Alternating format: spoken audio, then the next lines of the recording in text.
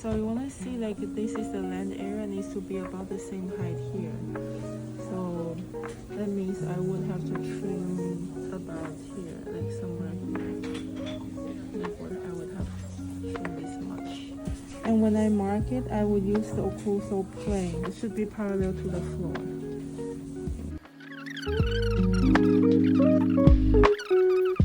You see the mid-palatal suture here, right?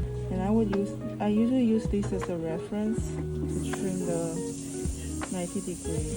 And then you want to make sure that this part we want to keep here because this is the tuberosity humeral notch and we need a little bit of the land area.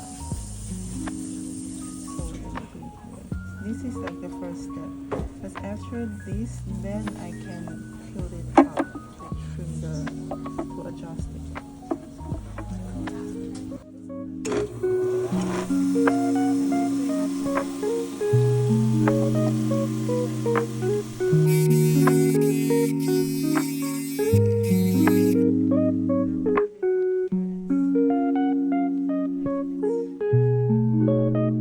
I can rest this on here and then I will do adjustment.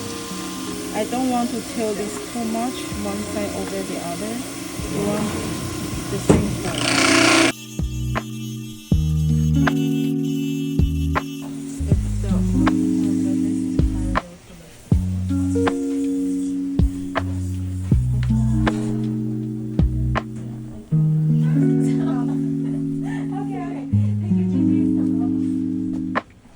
Okay, this is where if you have more room, then we can finish it nicely.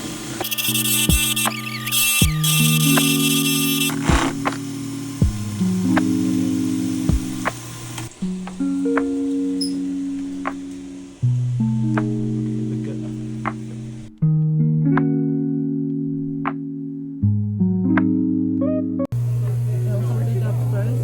I will look at this should be parallel to the floor. We need about 15 to 20 millimeter, right?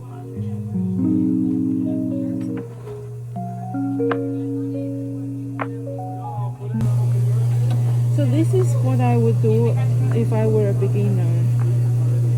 Like I've never done this before. I would keep it 20 millimeter around. So this would be the first step that I would hold it against it and then trim this part to make sure occlusal surface will be parallel to the floor. So that means when I hold it up, this needs to be perpendicular to the floor.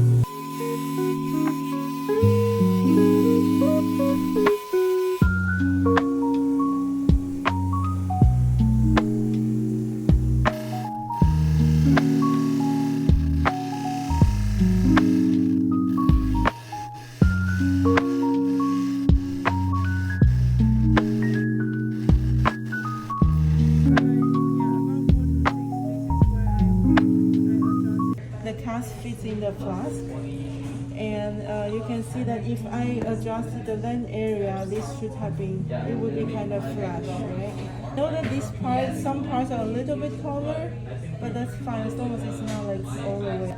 Okay, you may have to clean it with like brush or cotton or Q-tip, like the debris. If you leave it in there, it's gonna get stuck in there. Yeah. So you will have to trim this part a little bit.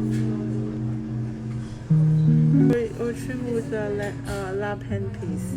But dry this first. Okay, so clean this, dry, and then finish the land area and then the tongue space.